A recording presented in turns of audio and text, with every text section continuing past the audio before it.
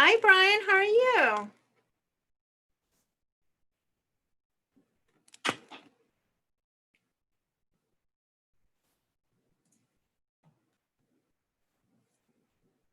You're muted, Brian.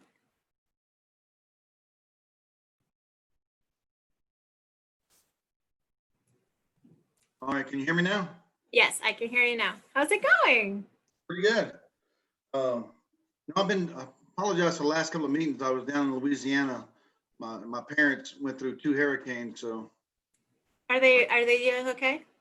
yeah, I worked it where the house is livable. The first time it was structural damage with the roof and all the fences and Wow. barns and everything. And then the second hurricane was 17 inches of rain, so it was kind of flooded the house. So I had to flood all Oh the. my. So they both. My father's 84, my mother's 83, so they need a little help, you know. Absolutely, absolutely. Well, I'm glad to hear that they're doing okay. Oh yeah, so that's 2020's been a challenge for many people. So you know. Absolutely, absolutely. Well, hang on tight. We're still a little bit early, so as soon as everybody joins us, we'll go ahead and get started. Well, not a problem. I was reviewing the homework material. Thank you, Brian. Appreciate that. All right, talk to you soon. All right.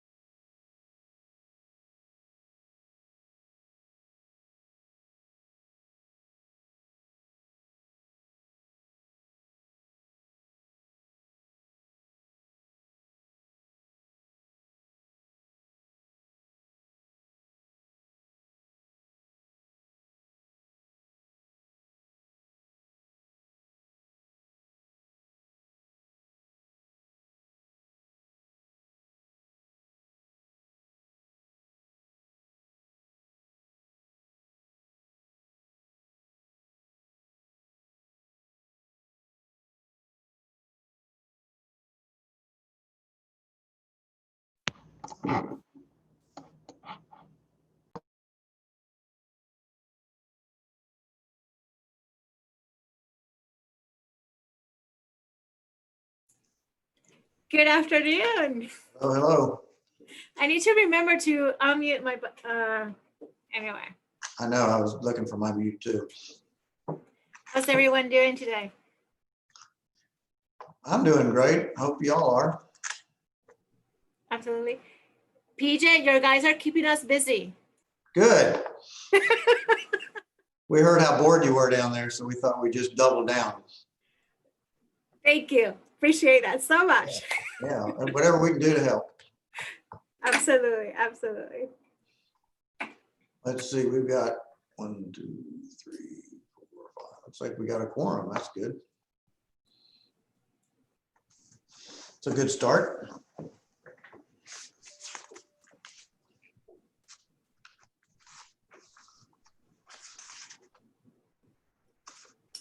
I guess Brian, not Brian.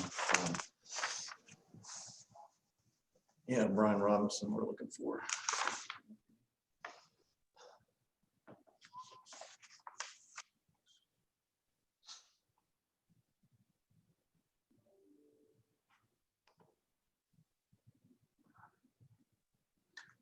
Stuart, you're here. Tracy, you're here. Phillips here. Brian Ortego's here. Sure. I think that's all but one of us. No, 2 of us. We're missing Jen and Brian Robinson. So.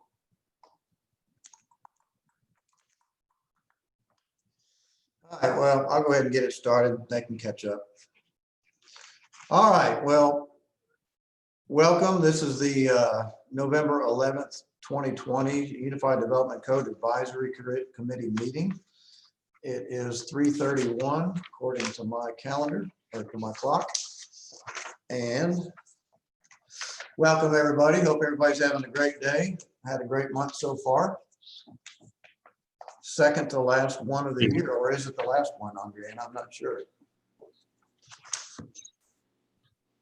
Can't hear you. Unmute.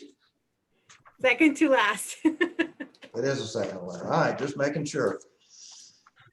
All right, well, we do have a quorum, so that's a good thing. All right, I will start off with, do we need to do regular session A and B discussion on how the committee meets? Do we just dispense with that? I mean, it's really just a quick reminder, just, I mean, we don't, it doesn't look that we have any members of the public that have joined the meeting, but just quick reminder to please unmute your microphone when you're not speaking. That way we don't have any echo.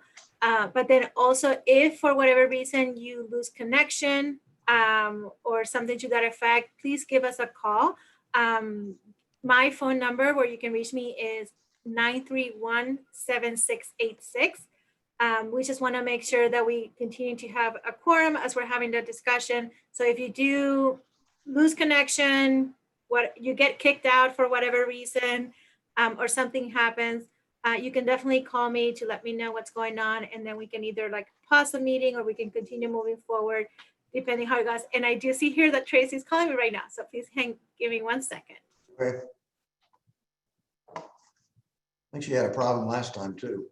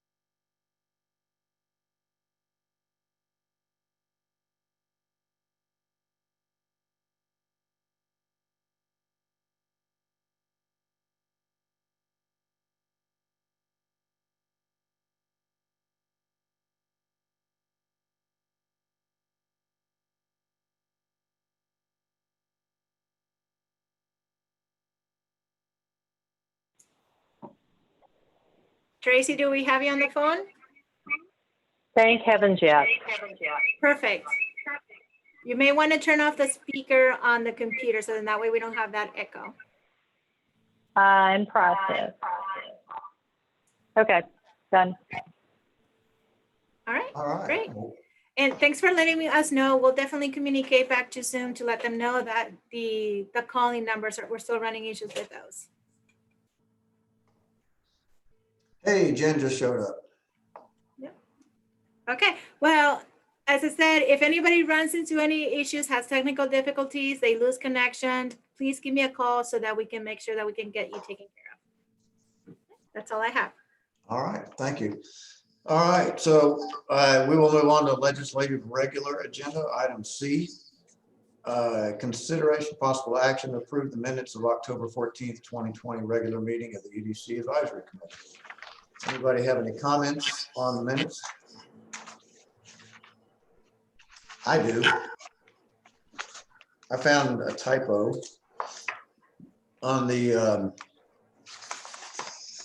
what paragraph? Under D. I'm sorry, hold on.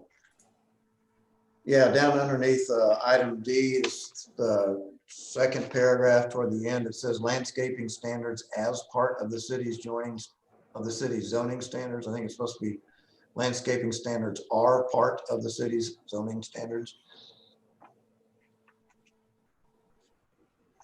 Did you find that?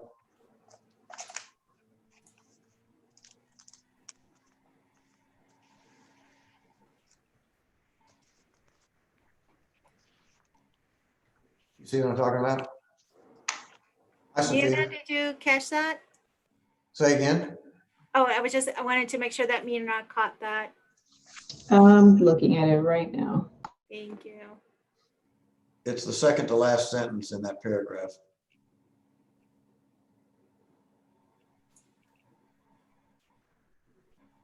I got it. Thank you. Sure, I guess I can show you. All right, and then I've got another comment down underneath section E, under the 1, 2, 3, the third paragraph where it talks about street yards, gateways, and parking were discussed. It says it was not recommended by the committee, and if allowed, should be limited to the rear yard only. I think we also talked, I just want to make sure the record showed it. We talked about, and this is in reference to artificial turf. And the artificial turf, I think we talked about the big issue, one of the big issues was going to be if there's ever any easement work done, and those were in the easement. So I would recommend that I had some wording or something about, and I thought we talked about this, I'm not interjecting it necessarily, but those being, the artificial turf needs to be outside of the easement, or somehow that needs to be addressed, that if there are repairs, say a broken water line or something, you know, who's going to have to replace the artificial turf, and there may be matching problems and all kinds of things like that. So there needs to be some consideration about whether or not it's even allowed in an easement. And then another typo, the next sentence below that paragraph, actually it's the second sentence below that, it says it was proposed that the gateway code standards need to be clarified. So it supersedes, that just should be just clarified. Do you see that, Myrna?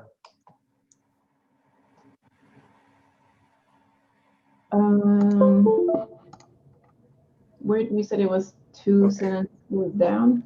Under section E, there 1, 2, 3, the fourth paragraph down, second sentence. Yes. It says it was proposed that the gateway code standards need to be clarified. Oh, okay. It should be just clarified. Thank you. I'm just channeling my inner Philpott on that. He was the one that always got all the typos. All right, that's all I had. Does anybody else have anything? All right, hearing none. Of course, everybody's on mute. Hearing none. I assume there are none. I will entertain a motion. I'll move to accept the minutes with the revisions stated by PJ. Second. I have a motion by Philip and a second by Jen. Anybody else have any comments? If none, all in favor, say aye. Aye. Aye. All opposed? Passed unanimous. Okay, moving on, section D, item legislative record agenda, item D, discussion of possible direction on proposed amendments to the tree preservation landscaping standards of the UDC, specifically as it relates to tree preservation, removal and mitigation, street yard, gateway, and parking landscape standards, and screening and water conservation. UDC General Amendment number 20-03. Okay, well, I'll kick us started off on this item. Before I move forward, can everybody see my screen? It should be like a PowerPoint slide that says tree preservation and landscaping standards. Okay, perfect. All right, so we are we're probably about halfway where, actually a little bit more than halfway there in relating to this item. Thank you all for being so patient with us and just cooperative as we look into all the issues that we've identified related to tree preservation and landscaping standards.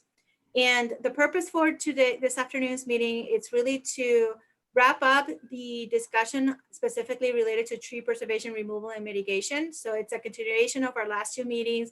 There was one outstanding item that we needed to get back to bring back to you. So we'll wrap up that conversation. We'll also wrap up the conversation related to street yards, gateways, and parking. As you may recall, we started that conversation at the last meeting by discussing the issues and possible solutions.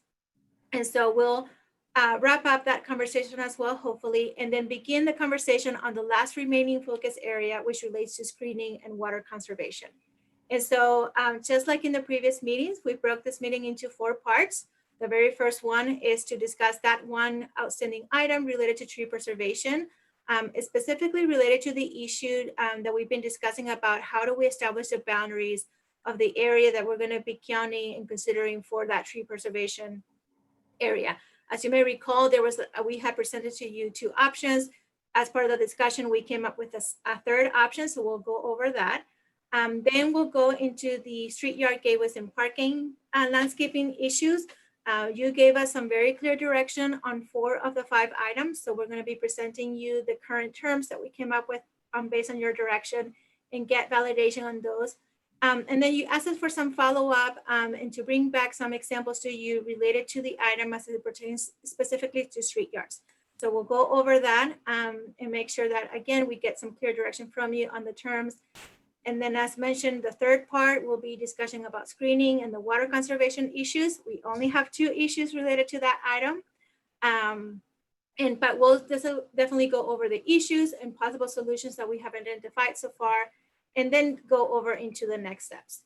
And so we are still in that step in the process where we are reviewing the issues, coming up with solutions, getting direction from you in regards to what the terms, what some of those directions would be before we go drafting the ordinance. And then once we get all that specified and we all are in agreement, we'll then begin the public outreach process. And so with that, I'll go ahead and turn it over to Ethan, who is going to be going specifically on the tree preservation.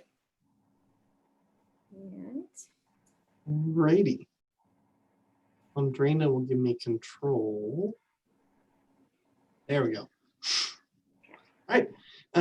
So 2 meetings ago, we went through all of our items related to tree preservation. I'm going to really work through a lot of those issues. And the last month at our October meeting, we got sufficient direction from you guys on what the solutions to those issues we talked about should be, save for one specific issue. That specific issue was what we called issue number 9, which related to the specific boundaries we consider for identifying which trees need to be counted for your tree protection and mitigation calculations.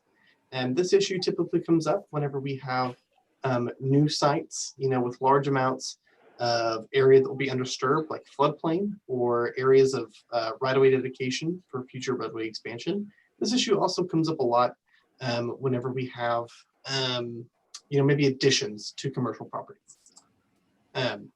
So last week, we specifically talked about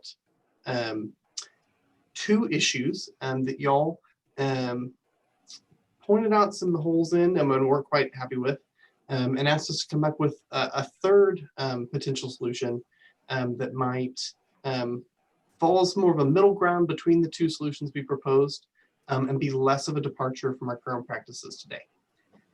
So last week, the first option that we presented to y'all, we called option A.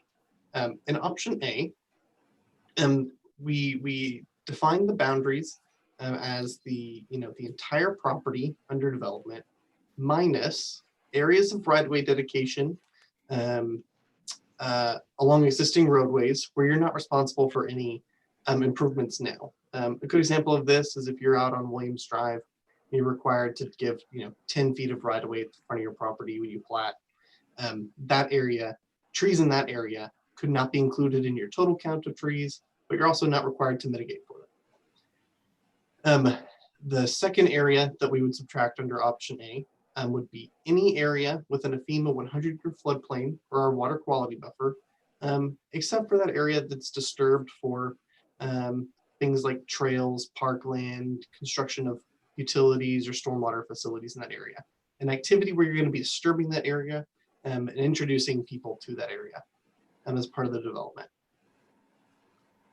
Option number two, or excuse me, option B, had the same terms proposed for the right-of-way, and then kind of simplified the terms we proposed for area of floodplain, where that no trees in that area would be, no heritage trees there would be considered existing trees, but 50% of your protected trees could be counted as existing trees for the purpose of calculating your total number of trees. The option we're bringing before you today is what we're going to call option C, and we feel that this kind of addresses some of the concerns y'all spoke up last week on regarding being sure that people are giving credit for the actual trees that are on their property. So again, the right-of-way terms are the same. We seem to have some consensus about that was fair. You don't have to count them, but you also don't have to pay for them. And we have changed slightly the wording we proposed for the floodplain or that water quality buffer. The trees in that floodplain area would be counted towards your total number of trees. So in terms of calculating the number of trees you're allowed to remove, you can count that as your whole. So if you're allowed to leave 20% of your protected trees, the protected trees there in the floodplain are counted towards your 20%. But to encourage folks to, leave trees within developable area, so we don't end up, with half a site that has no trees and half a site that's heavily treed. We propose that you may not count trees within that floodplain, but we also propose that whereas now credit trees can count, as a 1-to-1 ratio for your mitigation, and then on sites that have 100-year floodplain on them, trees you leave within the disturbed area outside of the floodplain can be credited to a 2-to-1 ratio instead of a 1-to-1 ratio. So for instance, if you saved 45 inches of credit trees, those trees that are between 6 inches and 11 inches, if you saved 45 inches of those, instead of knocking 45 inches off your mitigation, you'd knock 90 inches off your mitigation. So we're curious to know your thoughts on option C and see if we addressed any of your concerns and you had from last time.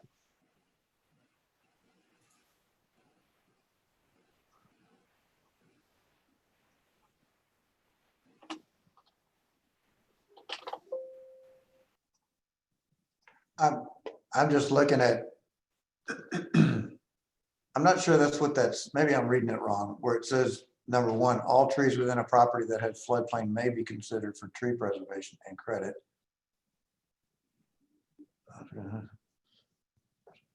All trees within a property.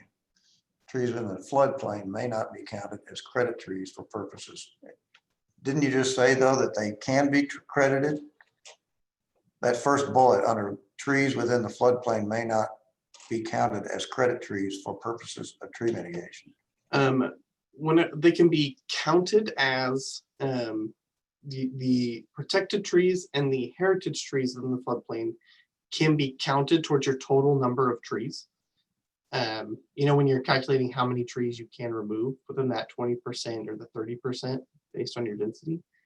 But what we're saying is that lower class of trees, those 6-inch trees to 11-inch trees, you would not receive mitigation credit for those.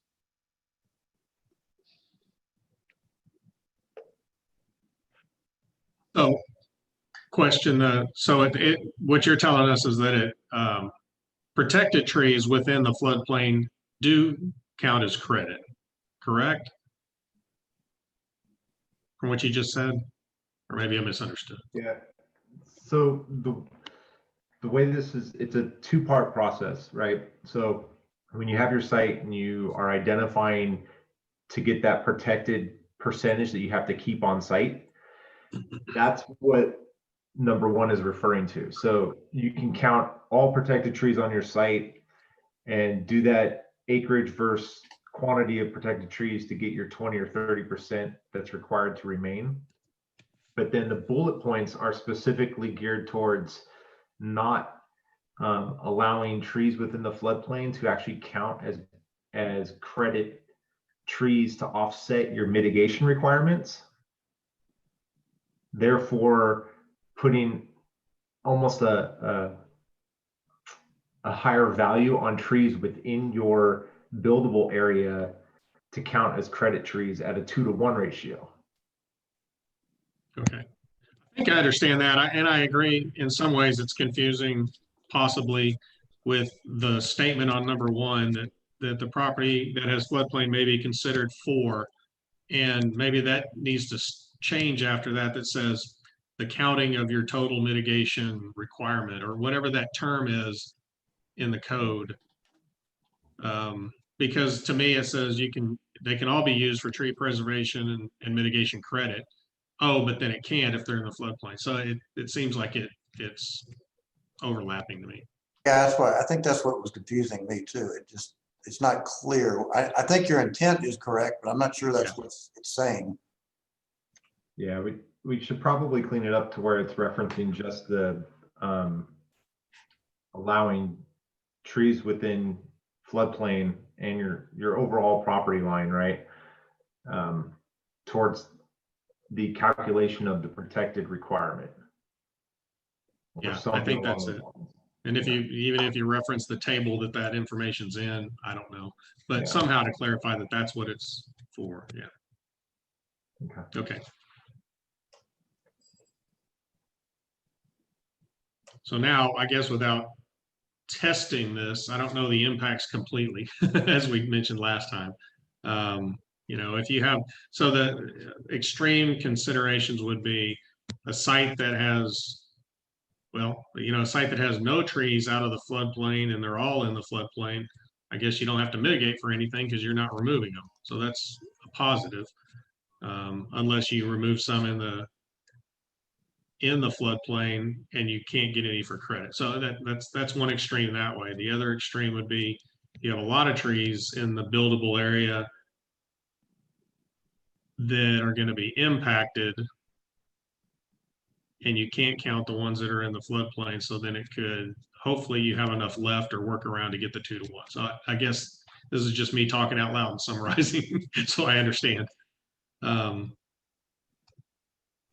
Yeah, it's all dependent on the specific property and what they have on site and where that's located. The goal of this was really to just, maybe get the building orientation adjusted a little to maybe protect some of those smaller trees, knowing that, if you had 40 inches on site you were trying to mitigate for, or so many trees type of thing, you'd be getting double the credit for anything that you save on your site. Again, like you were mentioning, if all your trees after you figure out the layout of your site are located in your floodplain and the developer either can't or just isn't willing to make adjustments to save anything, then they're not going to be able to mitigate with anything on their site. But if they really take a look and they can tweak their plan or adjust their overall site to save some, then it'll definitely be in their benefit. Yeah, so I guess then the question is, what if, in this case, in my mind, if something all of a sudden it became a hardship for a developer that did it before and does it this time? What's the path that they would try to get that rectified if even possible? Or any thoughts on that? Meaning, for instance, under the current rules, I could have done this and everything would have worked out fine. Under this rule, just because of the way my site is situated, I couldn't preserve the high percentage of trees on the buildable area, and now I'm having to pay an extra $100,000. Well, I believe a lot of that's going to come into play when it comes to the project vesting. Like if they've obviously started final plat or preliminary or something like that, and they just haven't been able to make a move on it, and this code goes into effect, they're still vested to their previous code. So there would be no hardship on them in that regard. Okay, that's if it yeah. were in place now. Okay. Yeah, same things that are in place now. Yeah.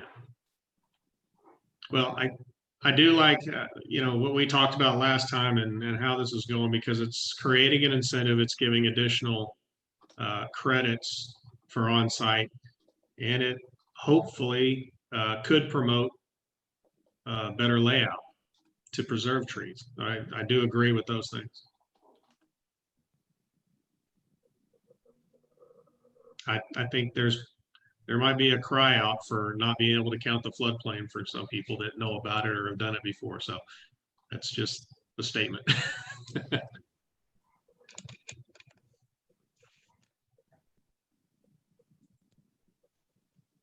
I have one question. I may have missed this. What is is there allowances or prohibitions for mitigation or saving trees, getting credit if the tree requires a tree well or a tree plateau, or, I thought I'd remember where Georgetown no longer permits maybe tree wells or tree plateaus. I guess something like Wolf Ranch would be an example.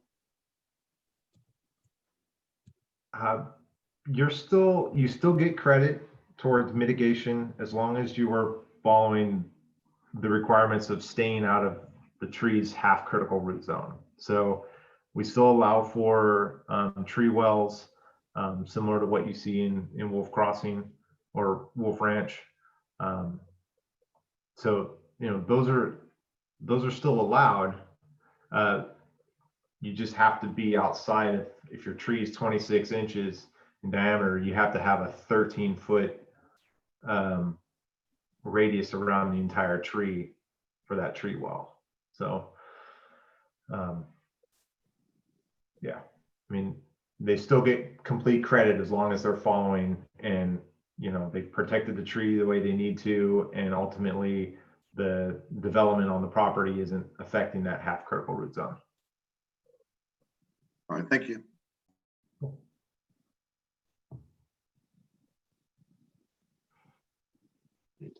right, any other questions or comments? We have that we need to clarify our wording better to be clear that you can count these trees towards your total, but they may not be used as credit for mitigation. And then we do need to be sure that we run the gamut on possibilities and just practicality of this. Are there any other comments, questions, concerns?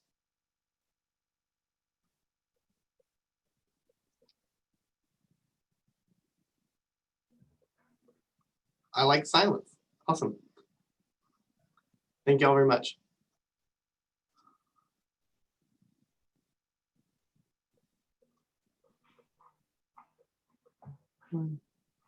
Wait. Proceed. I think now it's Yep. Your turn, I should say. Yes. All right, so moving on to part two. Part two, we'll be discussing the street yard, gateway, and parking landscape standards, following up from our October 14th meeting.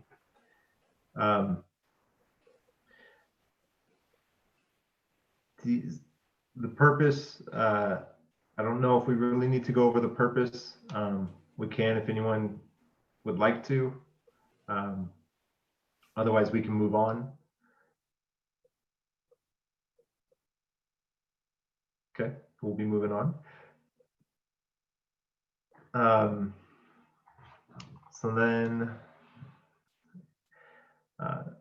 the essential terms really are just the street yard, the gateway, and shade trees, as we discussed last time. We can reference back to that if we need to. So the first topic that we will be going over our proposed terms will be the use of artificial turf in a single-family residential setting. So last time we were clarifying that our existing code does not allow for any use of artificial turf within a single or two-family residential property. In discussions last time, it seemed like we were leaning towards everything being in the backyard. So what we've proposed is that artificial turf shall be limited to the rear yard only. And when the rear yard abuts a local or collector level street, the artificial turf shall be limited to areas that are screened from view. As well as we will be, during this process, we will be developing a set of standards and guidelines for acceptable artificial turf, as well as maintenance requirements for that. PJ, as you had brought up earlier, I think we do need to add in concern about restricting the use of artificial turf when it conflicts or is on top of any easements that may need to be accessed. So I do feel like we need to add that in there.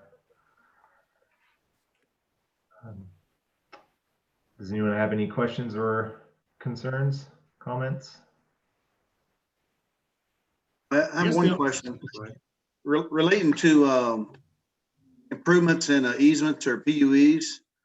Does the city have a standard blanket rule regarding, I mean, not accepting responsibility for any improvements? Should the, the applicable utility have to excavate or disturb the area?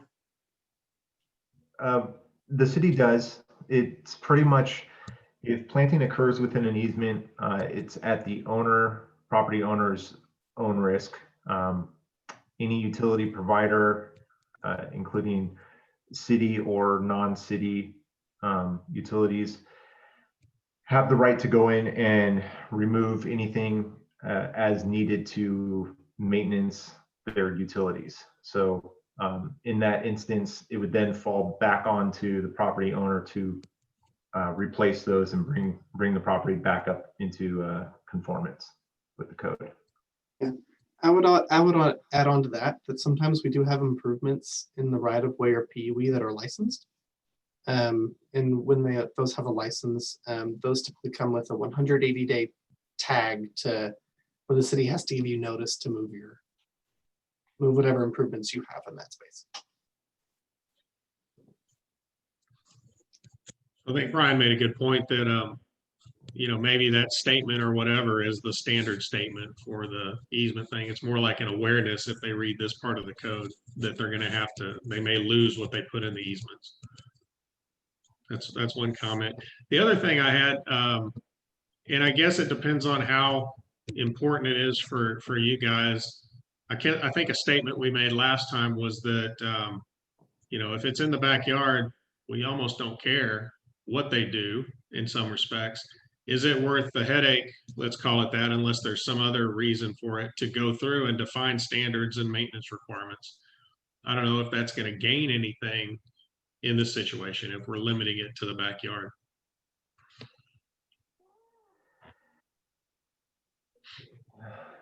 Yeah, I am kind of in agreement as far as the maintenance requirements, since it will be in someone's backyard.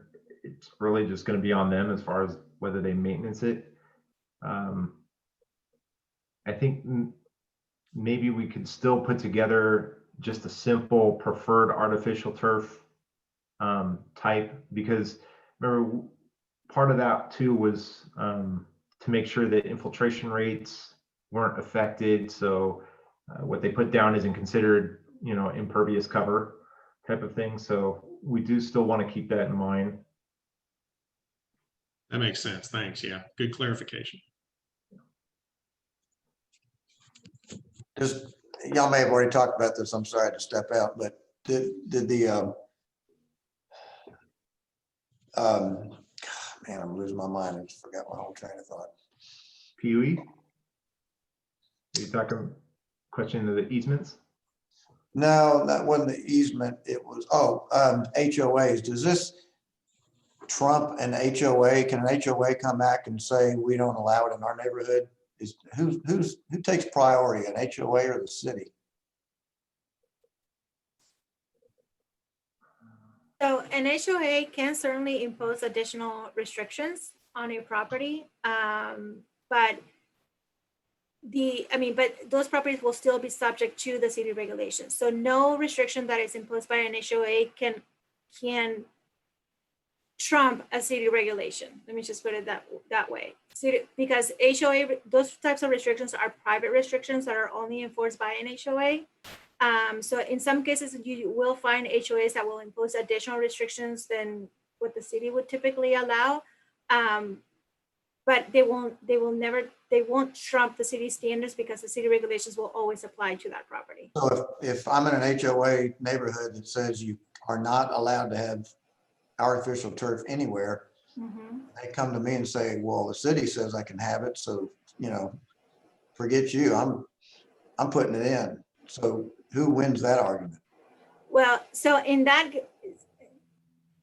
those types of situations, because the private restrictions are just that, private restrictions, if that property owner buys into a property and agrees to those restrictions, I mean, it really just becomes a civil matter at that point. I think I knew the answer to that. I just want to make sure that was discussed, because I can see that being a big argument when it hits the city council level. Right. Can you hear me?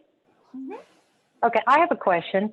So say you've got subdivision, backyard, somebody comes in later and says, I'm sick of my grass and I'm going to put in artificial turf. Do they have to get a permit? If I'm just a homeowner, do they have to get a permit to go put artificial turf in their backyard of an established house? So at a very minimum, I guess it'll depend on the type of artificial turfs. And Steve, you may know this more than I, because one of the things that we will still need to be able to verify and confirm is the impervious cover. So if they're going to be putting it in a type of artificial turf that increases your impervious cover allowance on that lot, that definitely is, well, one, you're not going to be able to go about what's allowed on the property, but also that is definitely something that we would need to take a look at and review to ensure that it doesn't happen. Yeah, the reason I'm going in that direction is that, when you have a fence, you have to go get a fence permit after the fact, after the subdivision, the developer's gone. And that's what I was curious about is, if the subdivision's been there for 15, 20 years and somebody decides, hey, I want to put some artificial turf back there, and they may or may not take a look at, their easement status and what's back there.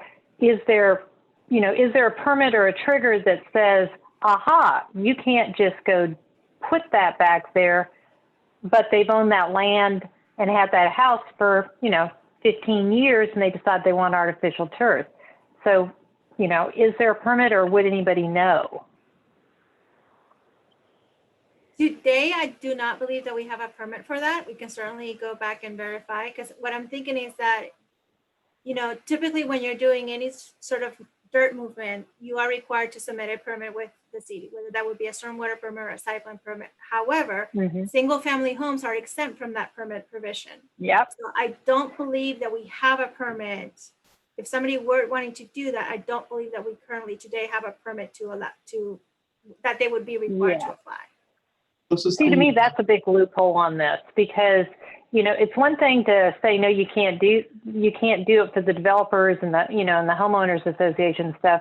But if somebody goes after the fact, if we don't have a way to catch them like we do with fences, we could end up with some interesting stuff back there that might, you know, might not be the intent of the ordinance that you're trying to get going. Yeah, I think the closest thing we have today is a flat work permit. Like if you're going to go expand your patio, you know, even just lay down flagstone, you know, new flagstone patio along your fence. And we require a permit for that. And so I can imagine if we couldn't create a new permit for this, that it could easily fall under that flat work kind of permit. Yeah, I guess where I'm coming from with that, Ethan, is, you know, like I put grass in my backyard. It didn't grow. So I took it out and I put in landscape stuff. I wouldn't have probably necessarily thought if I was, you know, thinking, oh, hey, turf. I wouldn't have necessarily thought, because I'm not creating a patio or a structure that would trigger some sort of a permit, you know, and I'm not actually, okay, you know, in our minds, yes, it changes the drainage pattern because of impervious cover, but some of these people are not necessarily going to think about it that way. They're just going to think, well, you know, I hate the grass, it died, so I'll just throw this back here, and it's like grass.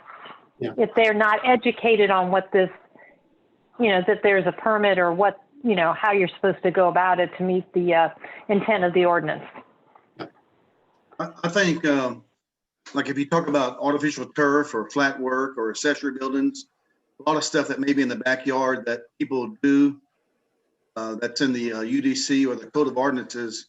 I think a lot of it, you know, code compliance or code enforcement, a lot of this stuff probably goes on, but it's entirely dependent upon passive enforcement by a neighbor calling, or when you get ready to sell the house, you find out you didn't have a building permit.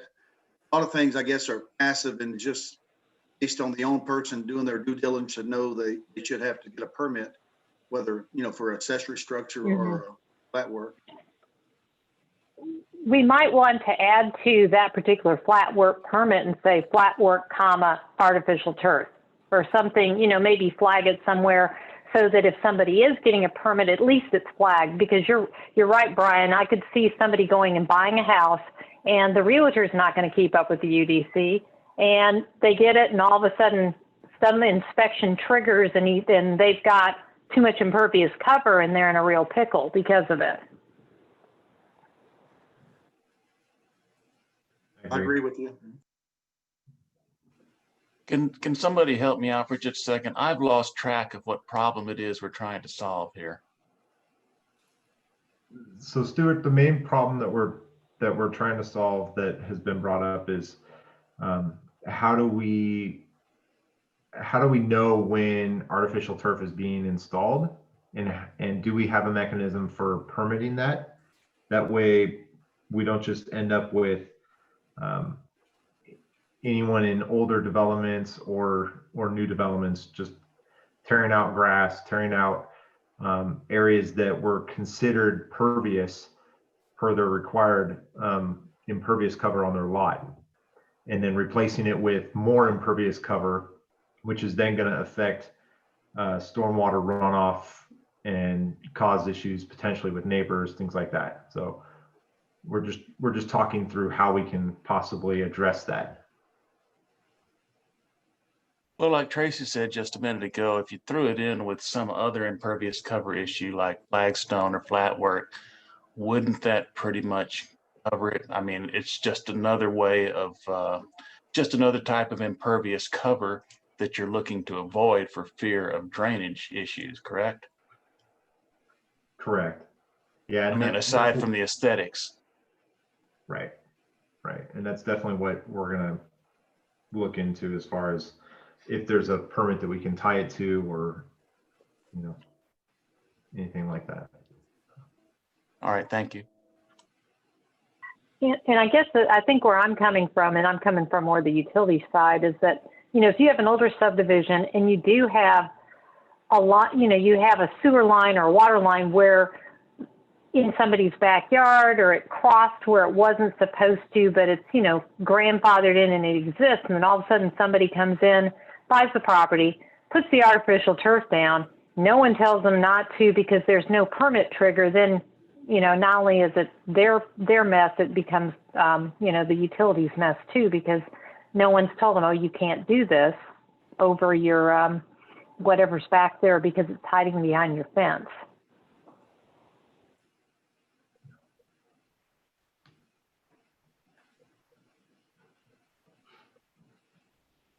Okay. So it sounds like we need to definitely see if we can come up with a way to, I guess, catch potential installments of artificial turf. And then we need to come back with some updated verbiage regarding easements and artificial turf within any kind of easements that might be running through people's backyards, side yards, things like that. And then maybe look at removing the maintenance requirements, but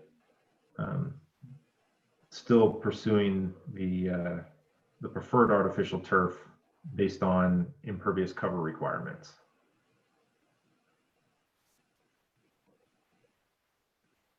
Are there any other concerns on this? I'd just like to repeat the idea that it might be thrown in not specifically as artificial turf issue, but as an impervious cover issue. And it'd be nice to be able to go to the city records and say, okay, I'm going to look up impervious cover, and in one document, it's got all of the stuff in it that I need to know. If you have to get down to the granularity of specific new regulations for artificial turf, it's kind of an alarm bell for curmudgeons like me as getting maybe a little bit too picky. And sometimes you have to draw the line because there's just too many rules. Okay. I agree, Stuart, because, like I said, with code compliance, there's probably 100 things in UDC that the city doesn't actively permit or follow up or enforce, but it's totally dependent upon somehow, somewhere, code compliance becomes involved with it. So I think you can't idiot-proof everything, and people have to be responsible for what they do, or or the city can't micromanage, I guess, every little thing, Well, that's when it becomes important that you not have 500 pages of rules, because people are going to look at that and they're going to say, well, I didn't know. You had 2 pages on impervious cover that didn't necessarily address every single possible consideration about impervious cover, but it just said, look, if you have a lot and you run over X% of impervious cover, we're going to come talk, or you're subject to some kind of a regulation or remediation in the future. And then you could say, and by the way, here's the kind of stuff we consider to be impervious cover. I don't think that people are going, your voluntary compliance seems to go down with the number of pages that it takes to explain, what the regulation is. So anyway, that's my general outlook on every regulation. All right, thank you, Stuart. Anybody else? All right, All right. So we're skipping to topic 3 because topic 2 will address at the bottom of these. But our third topic was the applicability of the gateway landscape requirements. Our current term states that gateway standards do not apply when another zoning overlay district exists. Again, we run into this in the downtown overlay district. And then the gateway overlay district boundaries are determined by the right-of-way line of each applicable roadway and center line of the roadway when conflicting gateway overlay districts occur. So the proposed terms here, they're clarifying terms really, but the first one would be the gateway standards shall apply when they're more stringent than the standard of any other overlay district. Second one would be just to clean up any errors in referenced different code sections. The third option, or the number 3, option 1, would be to clarify the gateway overlay boundaries, extend the whole boundary of the property fronting the roadway. So this is what our current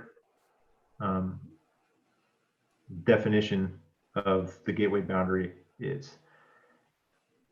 The second option would be to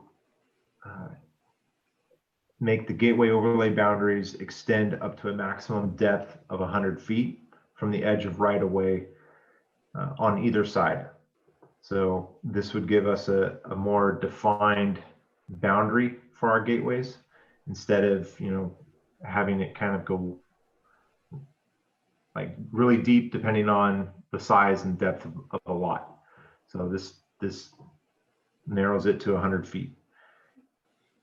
If I may add on to what Steve said, I mean, as you know, the Gateway Overlay District is a zoning district. And so because it's a zoning district, it has to follow a geographic boundary line. And so our current code is not specific on that geographic boundary line. It just says that it applies to all properties fronting the roadway.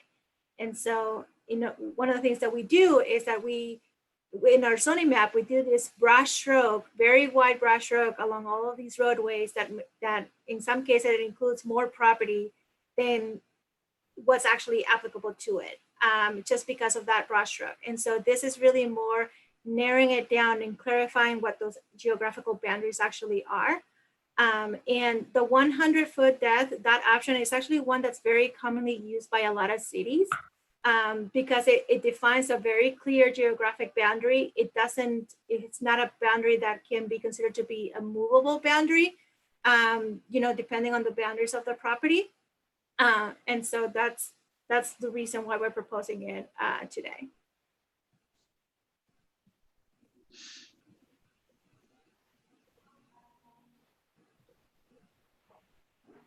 Questions, concerns? Do we have a preference on either one of the options?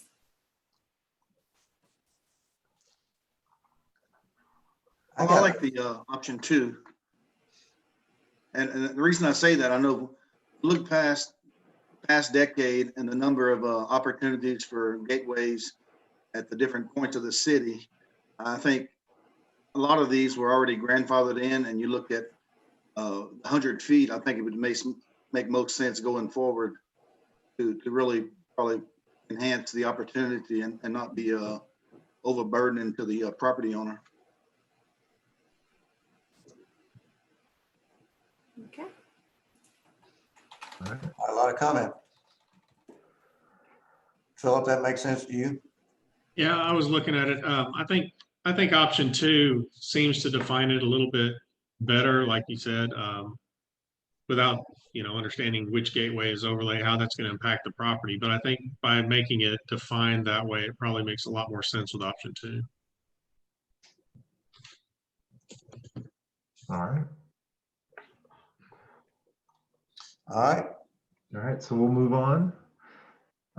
Topic 4 was in regard to the landscape requirements for inventory lots. This was specific to car dealerships, and our current terms just state vehicle display and sales areas are exempt from the parking lot landscape requirements. So what we've come back with as far as proposed terms would be to define, to actually create a definition for vehicle display and sales area as the areas specifically reserved for the display and storage of vehicles actively for sale. We would also include that these areas shall not include areas reserved for required parking spaces, parking of vehicles in service, or areas reserved for storage of vehicles not actively for sale. So again, this is just a clarifying adjustment to our code that has caused a lot of conflict and confusion in the past. Any What were questions? some, what, just maybe you probably mentioned it last time, but what were some of the areas of contention in the past? So in the past, the current term wasn't really stated anywhere easily identified in our code. It was just kind of snuck in there as like a middle sentence to an overall purpose statement for parking. So there was always a question of, well, do we require shade trees within a certain distance? You know, we have the 50-foot shade tree requirement for parking. How is all of this display and sales parking actually being defined? Because it's not outdoor storage. It's you know, nothing was really fitting in with any of our existing definitions. So this way we're actually defining what the vehicle display and sales areas are and what's not allowed to be counted as those areas. That way we know specifically from a city standpoint as far as where the requirements of our parking lot landscape requirements apply. Okay. Well, I'm a fan of always defining things for clarity. So I appreciate you doing that. Yeah, I think based on our discussions, this seems to clear it up. I know we got off on a tangent on reevaluating this whole situation, but that's another day, I'm sure. All right, any other comments? Move along. All right. Topic 5 was the conflict between signage, utilities and easements, and landscape requirements in these areas. So our current terms pretty much require an administrative exception for any alternative request to landscaping these areas. When, for instance, a project has a large number of easements running through it and they're having conflicts with gateways, shade tree plantings primarily are the biggest issues. They have to submit an administrative exception, which in some cases can slightly delay the process of review and P&Z dates, things like that.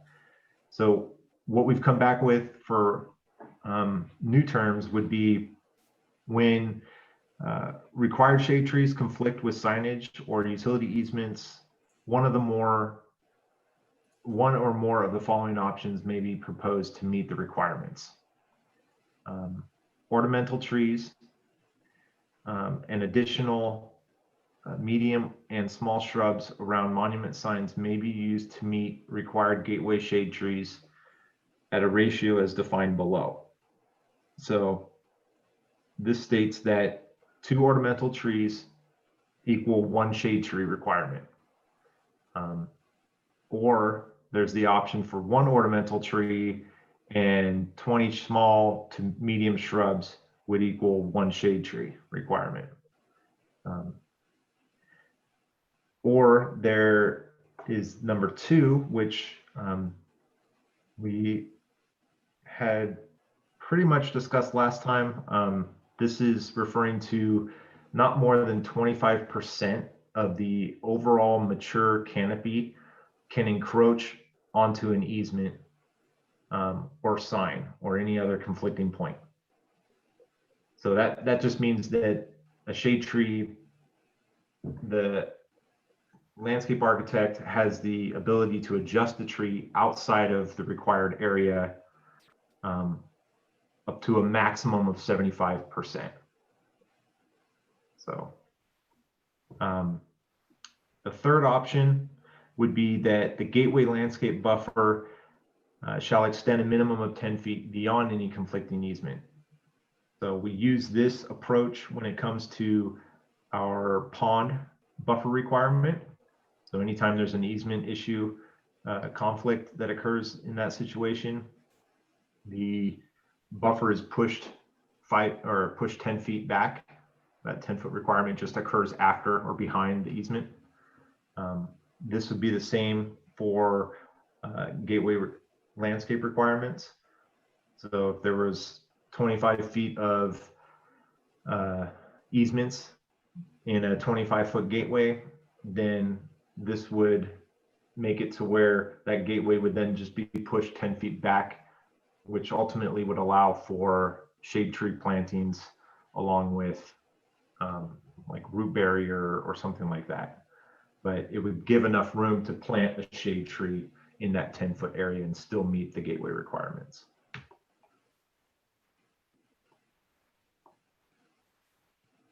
Any comments?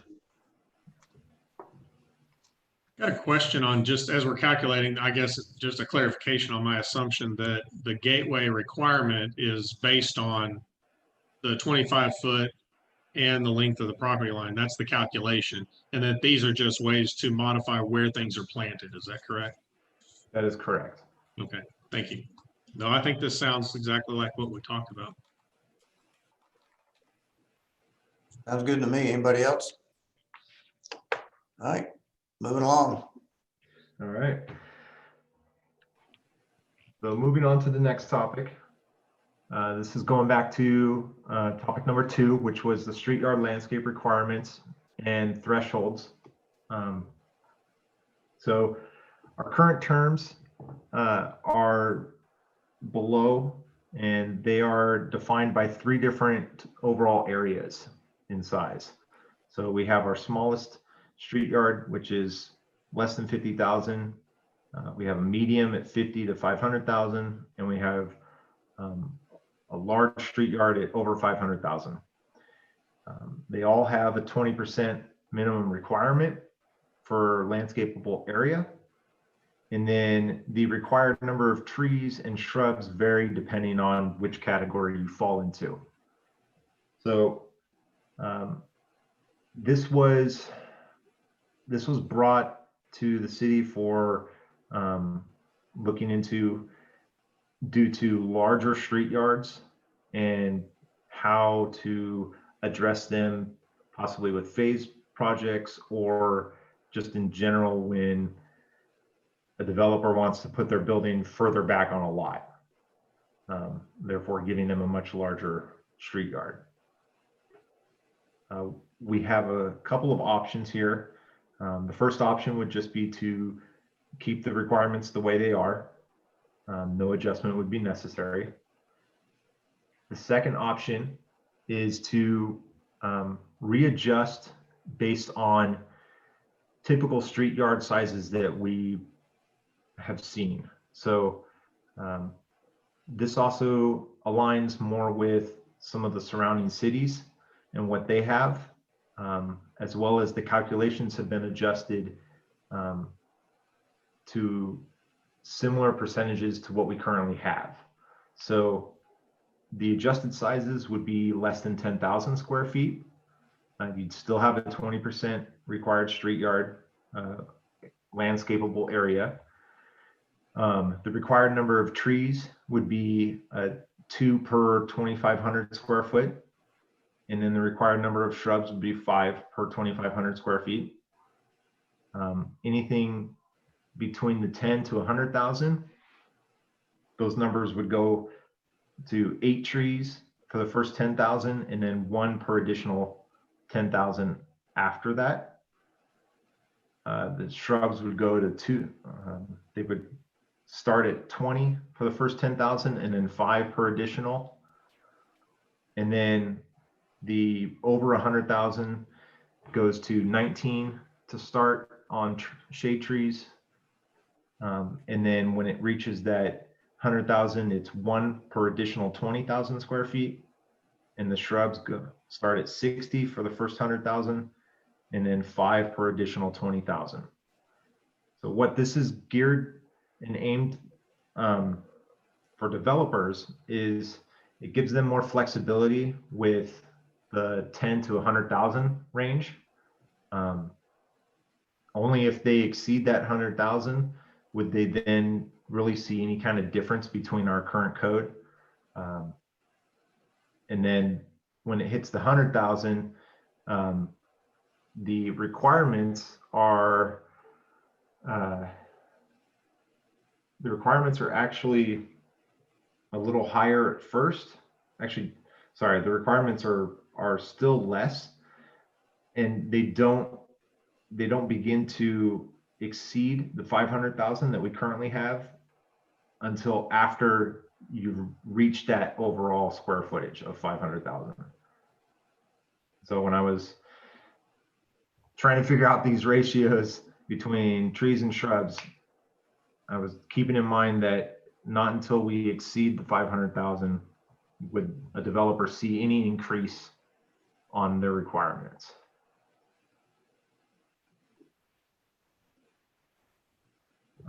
Sorry.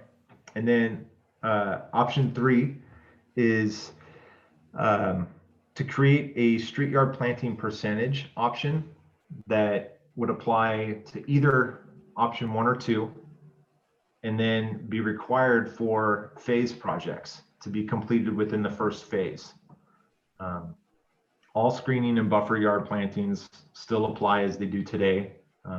These requirements for screening and buffer yards are in addition to any other landscape requirement. But what this allows for is the heaviest plantings are up front. That's providing the buffer and softening of the building facade to the right of way. And then it gives the developer the option to, in a sense, flip whether they put 30% of the remaining plantings up against the building or 10% up against the building, and they can adjust accordingly. So generally these areas are where you get most of your parking. So it really just leaves it up to the developer's opinion as far as where they want the remaining 40% of plantings to fall. An example of this is shown right here, where the green hatched area is what was a first phase of a project within a gateway. They did have a smaller street yard, but their gateway requirements, you can see at the bottom, were still pretty heavy. As it stands right now, the blue hatched area has not been installed. This was actually separated as one of the last phases of the project. So this won't go in until towards the end of the project, which doesn't give that uniform across the entire project that we're looking for.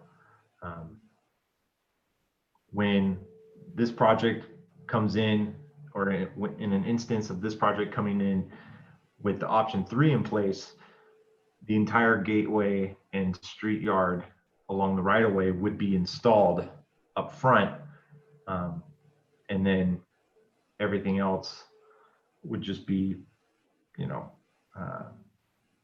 added where they determine the best planting area for their project.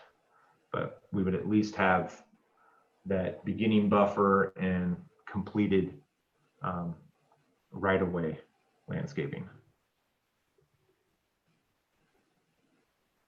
The other example of this, as far as the percentages go, on this project, you can see, I'm not sure if everyone can see as clearly with it being further away here, but there we go. The majority of the plantings, which is right around the 60%, occurred already closest to the right of way. And then the 30% ended up as identified here. And then the additional 10% really only consisted of maybe some turf and 2 required parking lot trees on site. But this is an example of how that might play out on one of those larger lots where the building is set further back.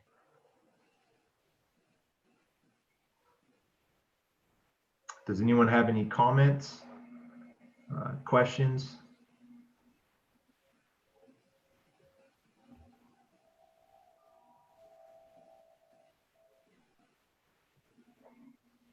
I like how you kept in mind, as you were saying, when you're doing the calculations, to keep the 500,000 threshold. A little bit less of an impact, but I guess if we go over 500,000, then it's going to start ticking up. Is that right? Yeah, it would have the potential to, I mean, they would have to be pretty high up because that is a 20,000 jump per addition. So, but it really shouldn't affect a developer too much as far as exceeding that 500,000. And we frankly, we don't see a lot of those to begin with.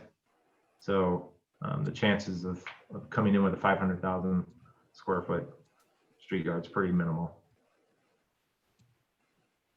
Yeah, this actually example that we have up there on the screen, if I remember correctly, I think the building is set back, I think it was like about 340, 350 feet away. Is that correct, Steve?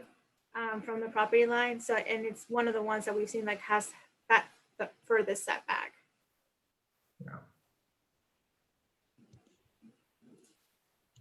And another question when we're talking about the 10, 30, and 6, is that just an area calculation? Yeah, so that's just an area calculation based on whatever your street yard is for your site.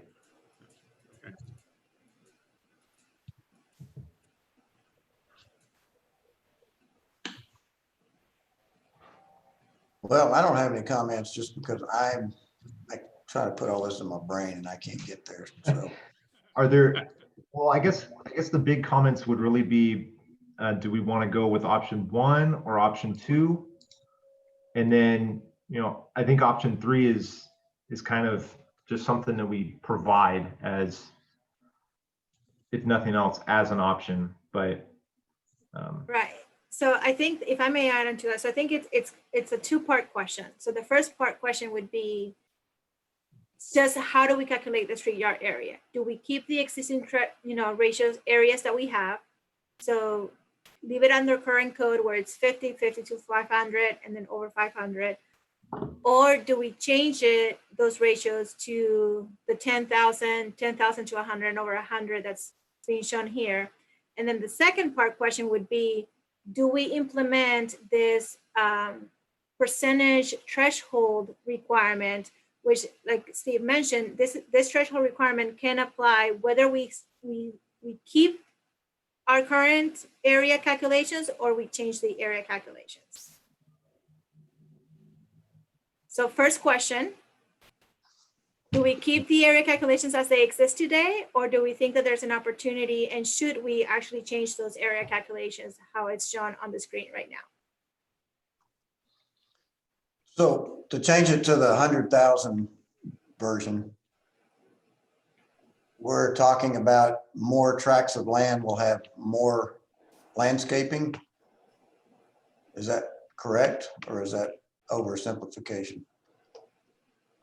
To go with option 2, like you see here on the screen, you wouldn't see an increase of any requirement until you hit the 500,000 threshold. So it's actually less. It's slightly less than what the requirement would be now. So, because if we go to 1, you're looking at 30 trees to start at 50,000, and then 3 per additional 10,000, and then it jumps to 170 at 500,000. So this actually will ultimately give a better flexibility as far as what is required on site before breaking the thresholds that we currently have.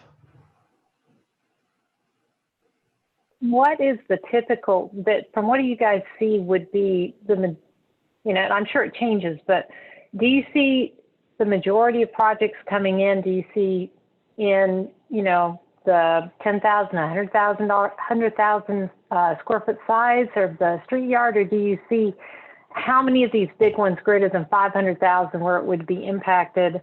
It sounds a little bit more. How many of those do you actually deal with on a yearly basis? I don't have exact numbers, but like I mentioned, the 500,000 that we currently have is pretty rare to see. You might get something like that on Costco or maybe Whole Cat, somewhere like that. But then it also depends on whether they're trying to phase any additional development on that property. Generally, we're seeing street yards averaging in the 10 to 100,000 range. So, and they kind of go back and forth between less than or greater than the 50,000 range that we have today in place.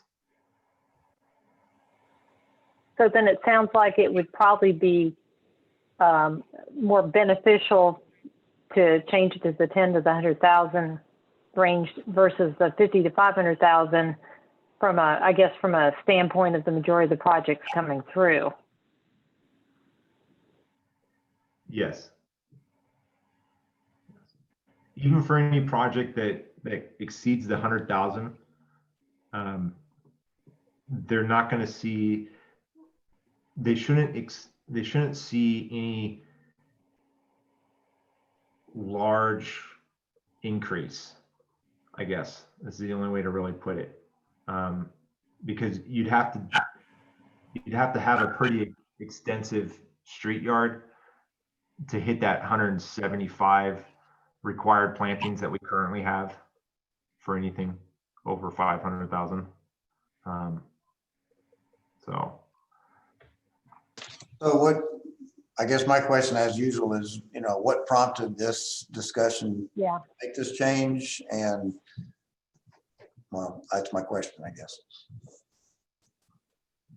So Andrea, you can chime in here on this, but this was brought up by or brought up during a project that had a pretty large street yard, and they were, I guess, just seeking alternative means to the requirements that they were being faced with.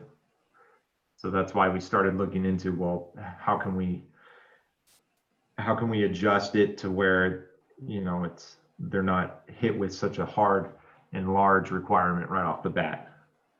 Yeah, no, Dave is correct. I mean, this is a topic that was brought up by a member of the public for two reasons. One of them is because of that, for projects that do have a very large street yard or have more than one large street yards, like we're talking about potentially some of these properties that are corner lots or have multi-frontages, where they found themselves now with a big street yard, and like Steve mentioned, the breakdown in our thresholds just doesn't really provide them with the opportunities or the flexibilities that they needed, because it either resulted in planting too many trees or trying to come up with alternative ways of how to be able to accommodate for that. And then the other issue when this has been brought up has been for those phase projects, like Steve mentioned, just because they weren't exactly sure about those future phases, when they were going to occurring, if they weren't going to be occurring. And so the planting for those and us, resulting in ultimately at the end of the day with sites that may be non-compliant because those future phases never occurred. And so that's when we have seen this kind of like become a little bit of an issue. And so we've had applicants ask us to relook at this section of the code. And so I was looking at your background. So if we make the change, is our current one, were we more conservative or restrictive compared to other cities that you guys looked at with our current code? I mean, where are we in relationship to the other cities the surrounding cities that you looked at to, just to give us a baseline? So this is what's being proposed is still conservative compared to the cities that I ran across that had already implemented a 10,000 type, 10,000 and 100,000 threshold. There was one shade tree required per 1,000 square feet requirement on those. So it's still remaining conservative as far as the required number of plantings, And the intent of it was to not necessarily walk away with a lesser product, but also not require more once we adjust these street yards. Steve, what is the likelihood of like maybe unicorn projects, maybe like say like tied in North Park? How would it fit in the existing or the new? Would it be something that's more compliant and more, I guess, the look we're looking for, or that it would turn into something that would just exponentially be more than what is good faith or would be required? I mean, new projects coming in should, the intent obviously is to walk away with a product that is in line with our vision as a city for our street yards and any gateways, things like that. So, I mean, the intent really here is to still get a good quantity of plantings so that we aren't walking away with either just more open wasted space and, you know, all we see are building facades and things like that. But then we also don't want a forest planted along the right of way to where we don't see anything other than, you know, trees and things like that. I mean, I'd love to see that personally, but, you know, taking into consideration both sides, you know, this really should be a level playing field. I don't have a problem with it. Seems pretty reasonable to me. I don't know, Philip, what you think about that. Yeah, Landscape. I did a little bit of math just to double check a few things. So option B, which is going to the 10,000 and then 10 to 100, becomes, as you have a smaller site, you're requiring more trees up front. And then it starts, of course, the middle ground starts evening out and then going bigger. So I guess, is there a reason to be more restrictive or have more trees on a smaller lot? Have you found that that's where you want to go with this? The initial smaller lots were really, those numbers really were more in line with kind of the under 50,000 threshold that we currently have. So I kind of went back and forth, like as far as requiring one shade tree per 2,500 square feet. And then you were just walking away with, you know, 5 trees on a potential 5 or 10,000 square foot lot, which was a pretty different takeaway from what we currently have. Okay. I mean, I was calculating, so under the current code, if you have a 10,000 square foot right of way or street yard, you're required to have 2 trees. And in the new version B, we would have to have 8 trees. Is that an accurate count? Yes. Yeah, because So, right now it's the 1 per 5,000. right. So I guess the question is, do we want to, is that more ominous on the guy that's doing the small lot? I don't know. At installed about $600 to $750 a tree, that could be substantial. Okay. Substantial and get pretty thick too. I mean, that's a lot of trees. So I guess that's the question as we look at this is it really intended to be a whole lot more plants for the small and then kind of even out as you go higher? Is that the intent? No, it wasn't the intent. Okay. So I think we might end up looking at that and readjusting. Yeah, you should probably run some scenarios on that because, you know, then you're going to get into that whole complaint that, you know, I'm a retail establishment. Nobody can see my place because now I've got twice or 3 times as many trees as I had before. I mean, they want visibility as much as possible. And like you said, this is a balance between forestation and no forestation. So I like where you're going with it. I think we ought to look real close at the smaller ones and make sure that we're good with that. And I'm not sure that the 2 to 8 switch is really a positive for the small lot. Okay. So I have to agree with you that, and that's the majority of what I'm working in is those smaller lots right now. And I think that owners would be very upset to know that the requirement on them went up and then the medium-sized lots got a pass. So something doesn't feel right about this to me yet. And it doesn't feel right because we're reducing the amount on the middle range lots that they would have to pay for their landscaping. And every other ordinance we've talked about has increased the price to the developers. And so something's off. I just can't put my finger on it yet. That's really all I wanted to say. yeah, I agree also. And I think just running some scenarios internally and just looking at that and seeing what you end up with would be a good thing to look at. Okay. His name is Brian Robinson. I had 3 questions. 2 have been answered. The chair asked, did something come up to make us talk about this? And you covered that.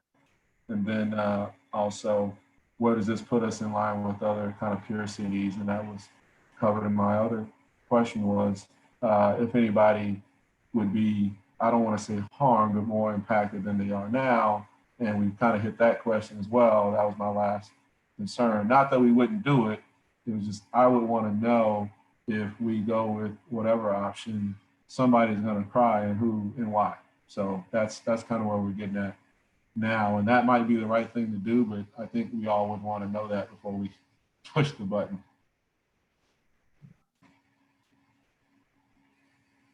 Okay, good point. Anybody else? All right, well, y'all look into that and we should move on to the next one. All right, so moving on to part 3.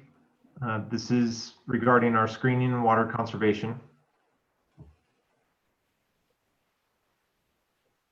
So the purpose behind our screening and water conservation ordinances, one for the screening is to protect and enhance the character and well-being of Georgetown's residents and visitors, as well as to obscure structures and land uses such as parking lots or outdoor storage from one another. As far as the purpose behind our water conservation requirements, this is to support the ongoing limited resources of water that we have. So we definitely want to support water conservation and help manage and sustain what we have and protect the city's potable water.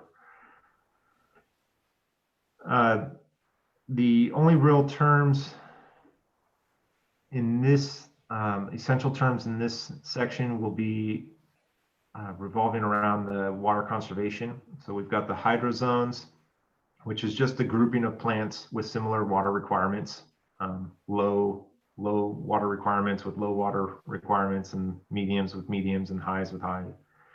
And then we have the zonal irrigation. So this means planting and using an automated irrigation system that that can isolate and manage the irrigation needs of sections of landscape with similar water requirements.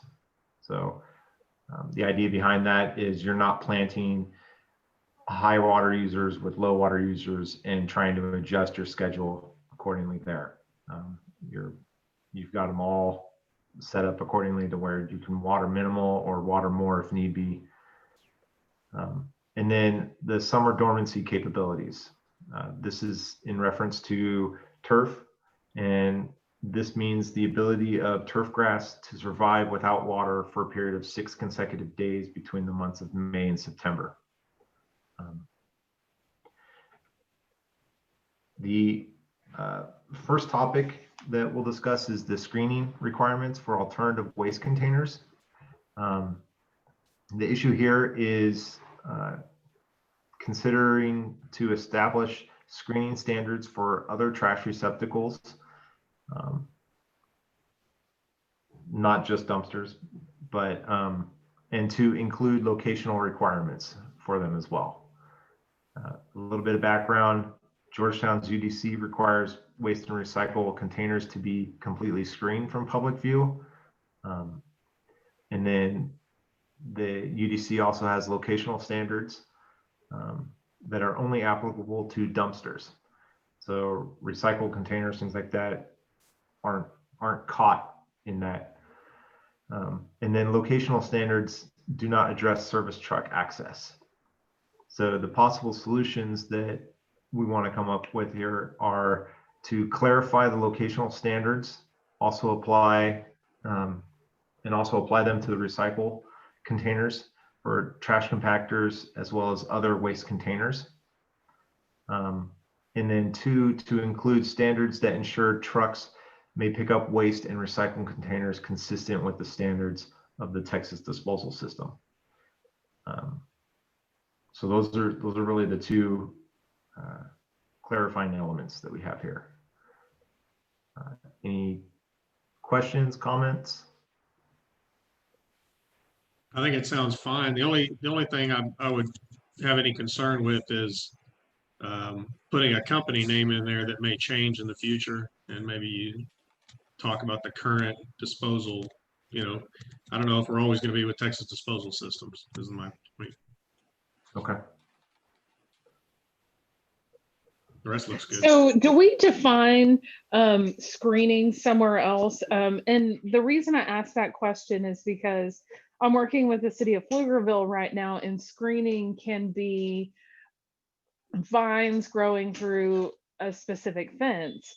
So is that something that you guys would allow for this?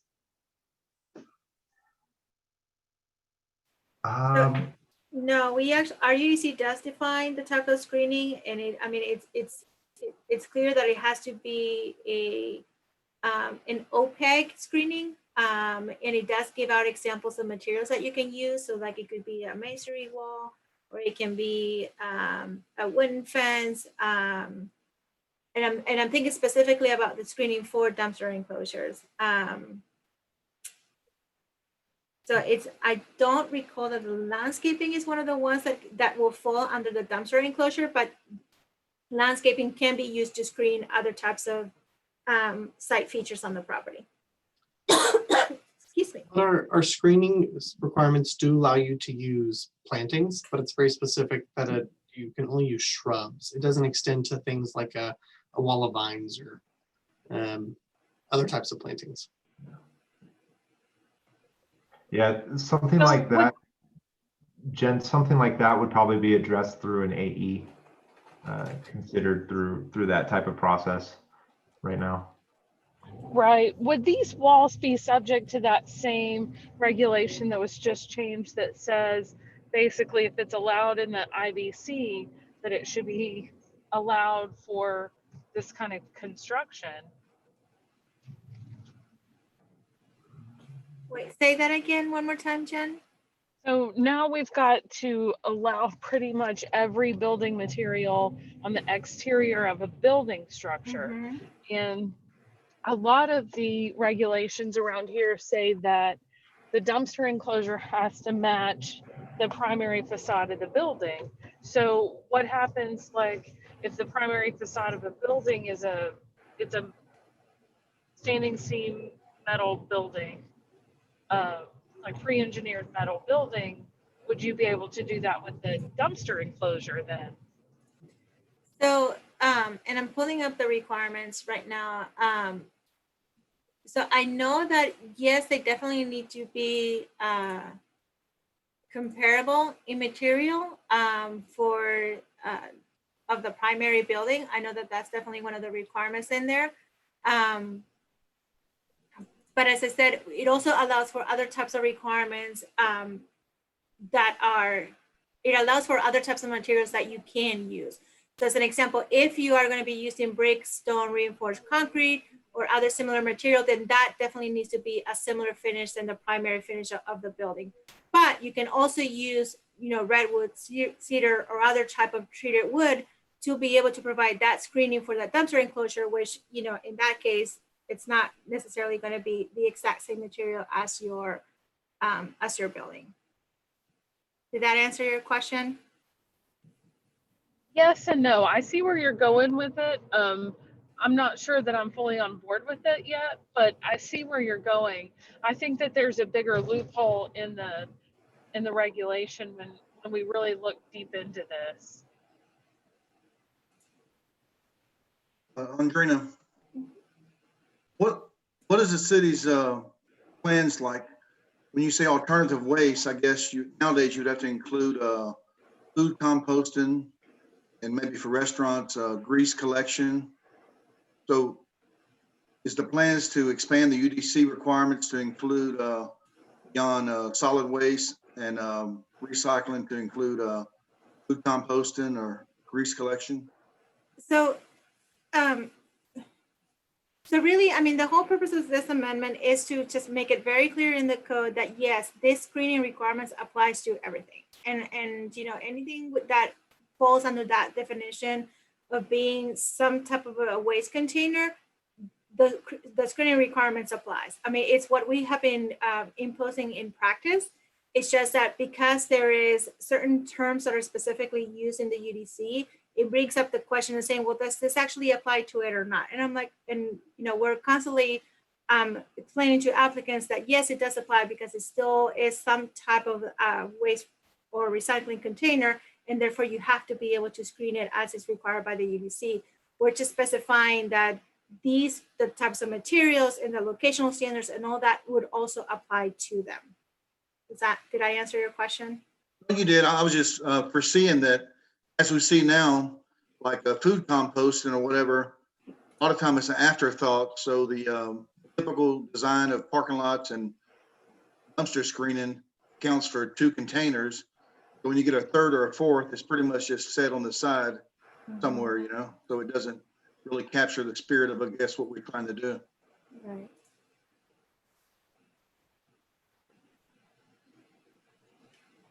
All right. Any other comments? All right, next. All right. So the next topic is the water conservation efforts for non-residential development.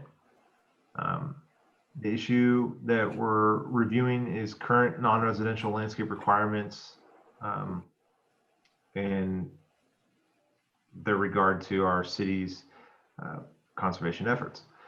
The background on this would be the city's water conservation standards currently are aimed solely at the residential properties. We do have the minimum standards of 50% of plant material needs to be low water uses. And then we do already talk about the grasses and areas in which drought tolerant species of grass are required. So in an effort to provide a better conservation, water conservation standard, the possible solutions have been put together for it. The first one would be to require and not encourage grass areas to be planted with drought resistant species such as Bermuda and buffalo and Zoysia. I always struggle with that one, but so right now it's an option to also be able to plant like St. Augustine. There are requirements around that as far as you can only use it when there's 6 hours of shade in that area. So this would replace pretty much all grass use with a drought tolerant use or a drought tolerant species. The second one would be to limit turf to areas that are requiring stabilization methods. Right now, we have this in place for 3-to-1 slopes, things like that, that you end up with on ponds or potential drainage ditches along roadways, things like that. And then the third possible solution would be to require a higher percentage for any of your plantings. So right now we're at 50%. So we might bump that up to 75% of plantings need to be low water. And then, or maybe there's a variation between 50% is low water, and then the next 25% would be medium, or then, you know, similar to what we did on the street yard where we do a 30 and a 10, we could break it down that way. But just increasing that required low water use plant material would be one step. The fourth one would be to require a minimum percentage of landscape area and specific site features such as parking islands to be a combination of 3 or more drought tolerant features like ground cover.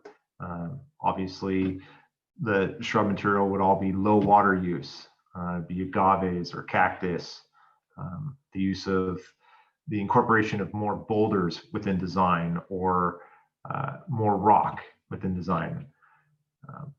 And that would obviously be based on the project area size.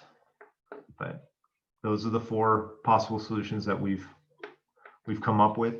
Does anyone have any questions or possible solutions that we haven't thought of? Steve, don't forget the next slide. Oh, Got 3 more. sorry. 5 would be require irrigation standards as outlined with Georgetown's water conservation ordinance. This would be switching a lot of above ground irrigation to subsurface irrigation. So you'd end up with more point source or just subsurface. Turf would be the only thing that would really be allowed for above ground spray heads. 6, allow the use of synthetic turf or artificial turf in areas screened from public view and in accordance with impervious cover requirements of the project. We would include a standard that defined the preferred artificial turf and maintenance requirements. So a lot of that would be piggybacking off of what we're trying to implement with the residential.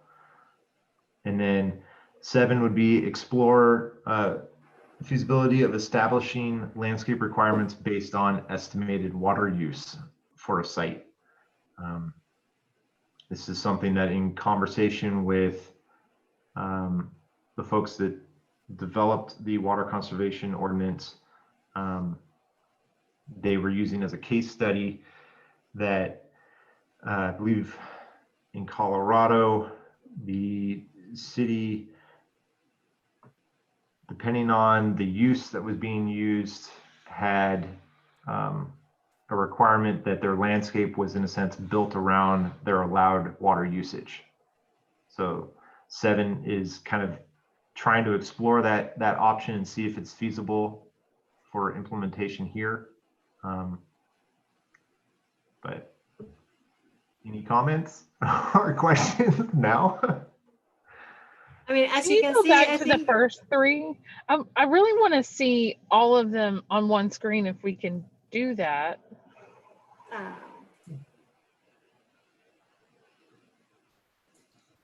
let's see. Now.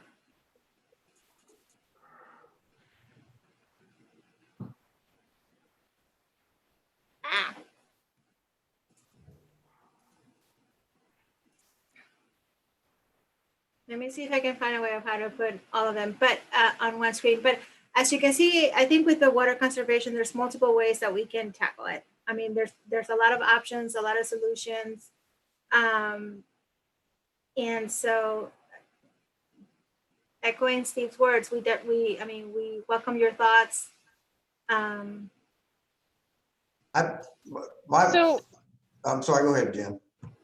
My question is, if I remember right, number 2 said we're going to explore some turf in non-standard areas, and then like number 6 says turf only in screened areas. So I feel like that could be a conflict. That's what I was trying to get at when I wanted to put them all on one screen so that we could see them kind of side by side. Brandon, can you put these Yeah. to where they're Hang on. side by side now? Yeah, 6 was artificial turf. So is there a difference in turf and synthetic artificial turf? Yes, so the turf reference is really just narrowing where that's even used. Number 2, making it only allowable within areas that require stabilization. Is turf natural turf or artificial turf? Natural. Okay, I think that's the confusion. It just says turf. Yes, that's exactly where I was going with it is, yeah, it just says turf. So that's up to interpretation, and it's up to the interpretation of the cheaper method for whoever's putting it in. So just add the word natural turf instead of just. Yes, when we were outlining these possible solutions in number 2, the turf meant to be natural turf. So yes, we can certainly clarify that. I had the same thought as Jen did. I was like, why? Absolutely. Turf to me means artificial, but I know it's not. But in the way I agree with you. Yeah. It means artificial to me too, but if that's not what's meant, we need to change that. My first thought on this was, anytime I hear the word require, I get a horrible feeling going up my spine. I just don't like the word require. It's got so many hard, it's such a hard word. I'm just the opposite. You've got not encourage. I would say encourage, but maybe the better word would be incentivize people to use these methods. And I know encourage means no one's going to do it because they just won't, they don't have to. But if you incentivize something, give them something, people will do that. I don't know what that incentive is, but figure out a way to make it worth their while to put these things in, and they will put them in. Maybe they get a break on their water bill. Maybe they get, I don't know, maybe they get a larger, right now, don't we limit irrigation to 10,000 square feet? So maybe they can double that if they use. Well, not for non-residential, PJ. We don't limit your irrigation. I'm sorry, in that you're right. area. I'm thinking residential. You're right. Yeah. Totally. Yeah, you're right. Yeah, I mean, a lot of the incentive for all of this is just reducing the amount of water use that any project will consume. There's so much concern right now with I can't water my site because the city won't let me, therefore my trees are dying or my grass is turning brown, things like that. This is meant without any other, I guess, type of incentives. This is meant to, assist with lowering the water consumption for landscape. Yeah, and I get that. And I think most people are going to want to limit it because they don't want to pay the water bill. If you're Right. Personally, I feel that same way about my office here. I'd rather not water it any more than I have to. Even the words, I don't know, require still bothers me, but that's up for discussion. So, Well, let me raise I an agree with you. even more fundamental question, and that is water conservation. Is that part of the development code's purpose?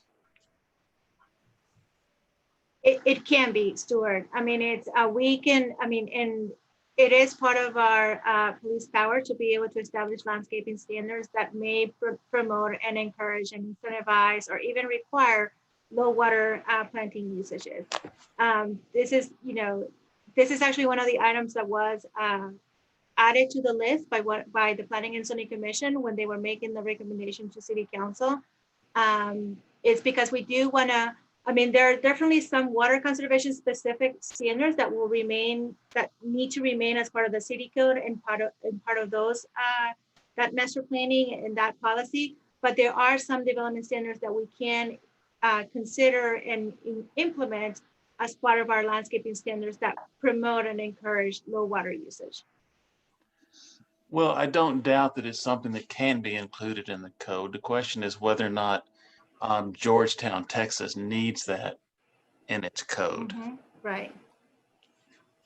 So, You can fill up as many pages as you want with rules and regulations because you can, but right. the only, as PJ was talking about, the only surefire way to limit water use is to crank up the price. And the city is in the process of cranking up the price of water. Maybe not enough to make a great big difference, but the fact of the matter is the city has quite a lot of water for the next 20 years. And I don't know that there's a crying need for addressing water conservation in the details of the development code.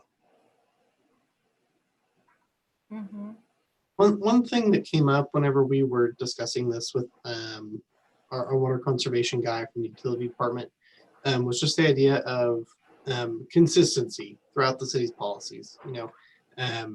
The utility department is the one primarily in charge of reducing consumption by managing supply and price and that sort of a thing.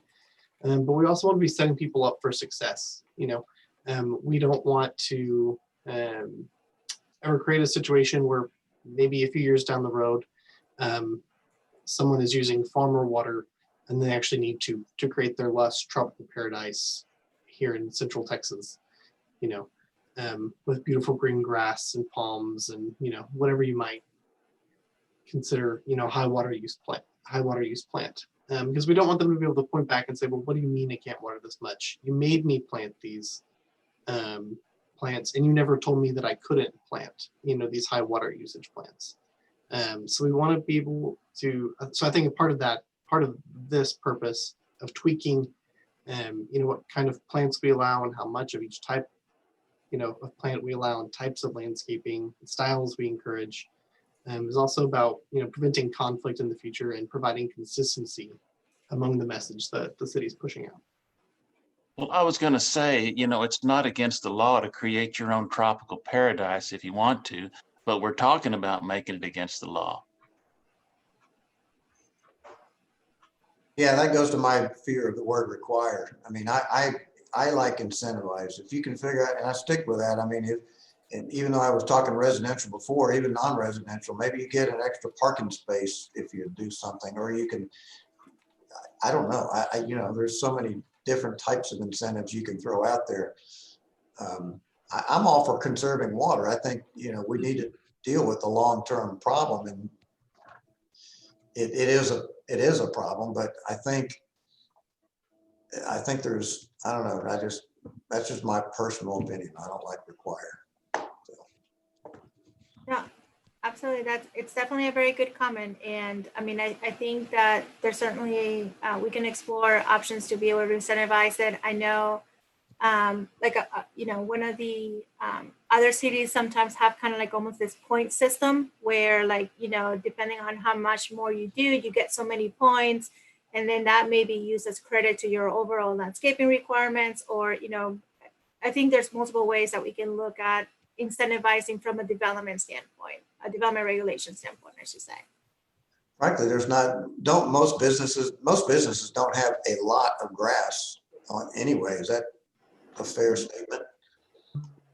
I mean, percentage wise, I mean, it's mostly parking lot and tree aisles and things like that. I mean, overall percentage, yeah. But I guess percentage of landscape, there is typically a lot of turf as comparatively in a lot of report.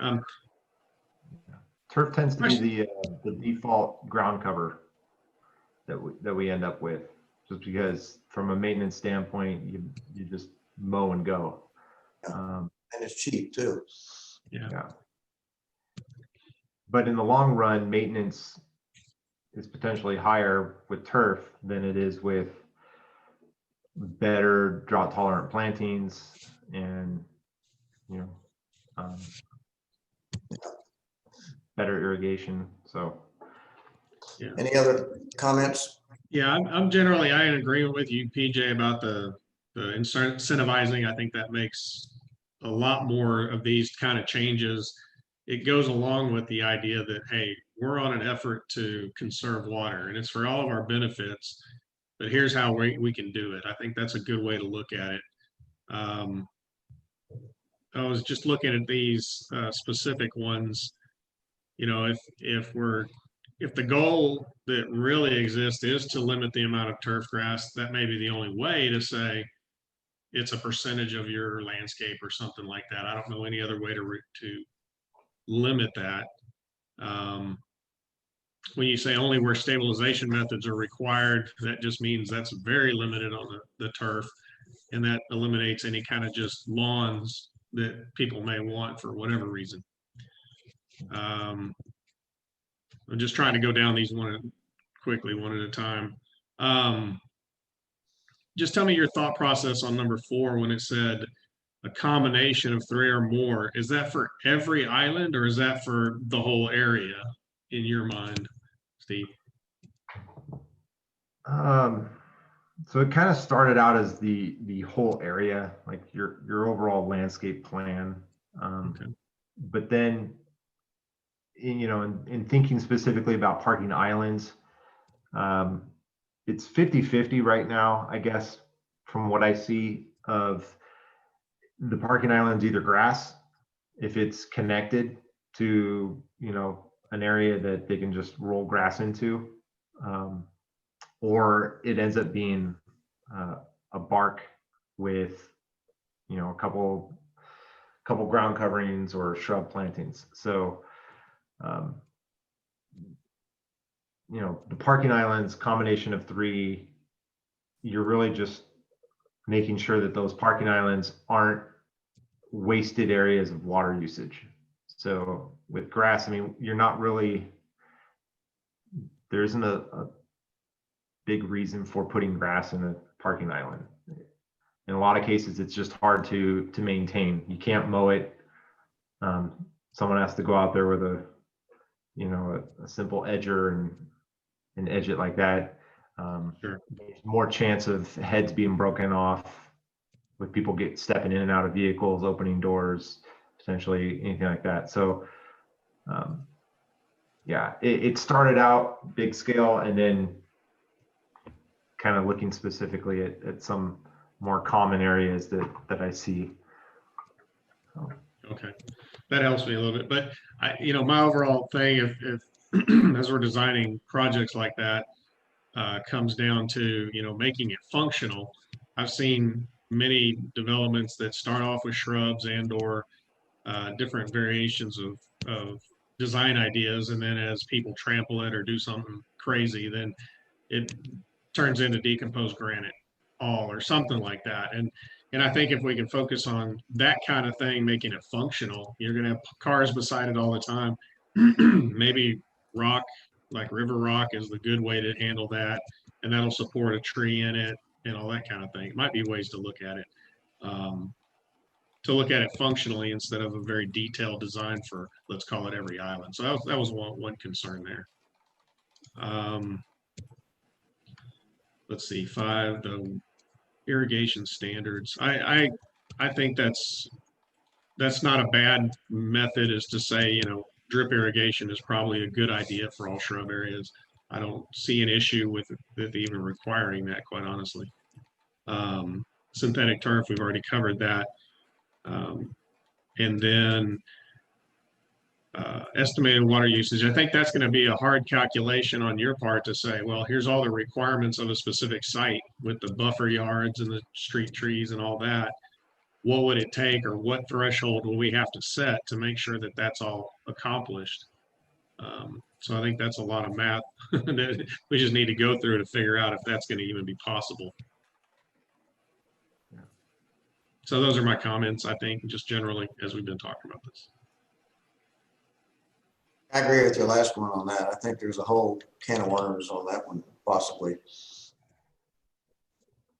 And maybe it's a good method, but it's going to require the city, number one, to make sure that if all their other requirements can be met and still meet this requirement, as well as being very clear on these plants qualify for this, these plants, so that it becomes, let's call it on the designer's end or the developer's end, a little bit easier way to prove it up when they're designing it, I think it can get complex.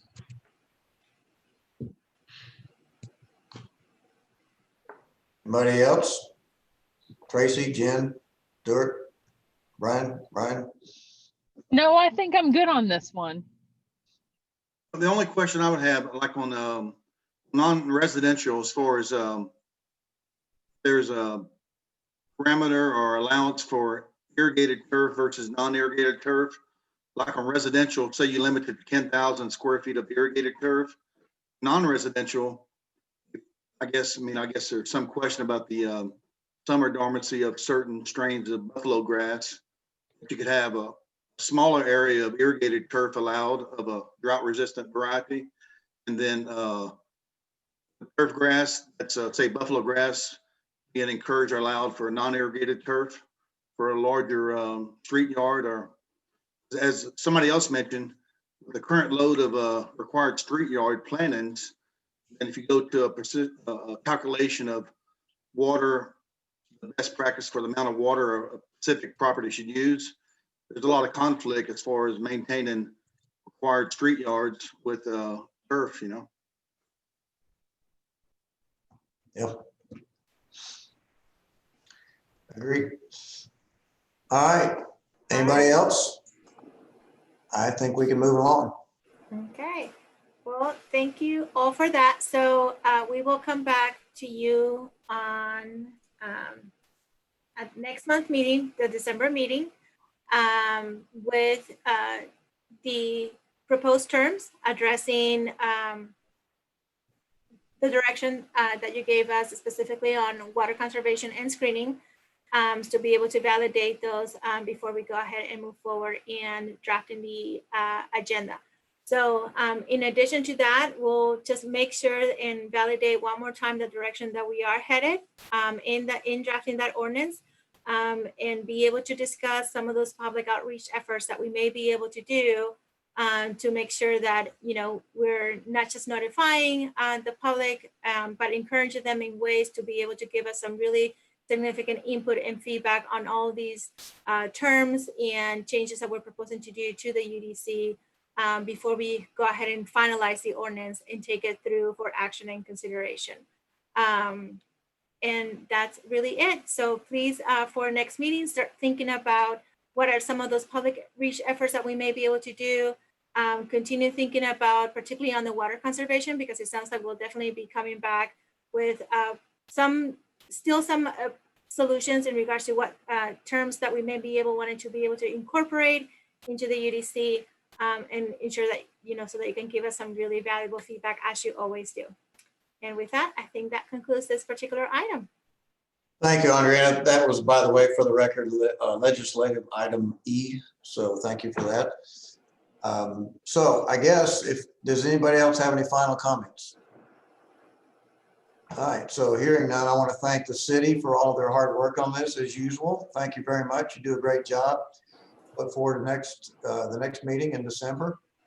And I want to thank everybody on the committee for showing up and staying late with us. Once again, I heard a lot of great questions and comments, and we appreciate your input very much. Absolutely. And we look forward to the next meeting, and I will, if there's no other comments, call the meeting to a close. It's fine. Wait, Chair, if I may, just one more update to give to you guys is that at last night's City Council meeting, as you may recall, at the beginning when we started this whole process, we started proceeding with an amendment to the UDC. It was an executive amendment to the sign regulations to be able to address the federal court order where now no municipality can regulate signs based on content. So at last night meetings, the City Council approved second reading of the ordinance of those amendments. And so now we have cleaned up our code to make it very clear that we can only regulate signs based on area, height, location, and just the physical. Those, I would just say, I'm just going to leave it at that. Anything else, that any other provisions that we have related to the content, where it requires us to have to read the sign in order to determine whether or not it actually comply with it or not, all those provisions have been taken away and removed from the code. And so we will be now starting with the other phase of the amendments to the sign regulations, which had to do with digital signage, portable signage, and so forth. So to be able to, so those are some of the items that we're going to be bringing to you in future UDC meetings. And we still have the other two items that we need to work through, which is that group home definition, to make sure that we are meeting all of our requirements and consistency with federal determinations and acts, but as well as making sure that we clean up any conflicts that we have with the fire code when it comes to the street cross sections, specifically how the pavement width is measured when parking is being proposed on both sides. So those are some future items that will be coming to you in the future. All right, and that's it. No more updates, I promise. Well, thank you very much. And with that, then I will call the meeting to a close. It's 5:35. Thank you very much. Have a good day. All right. Bye.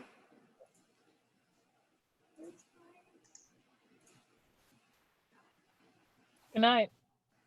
Good night.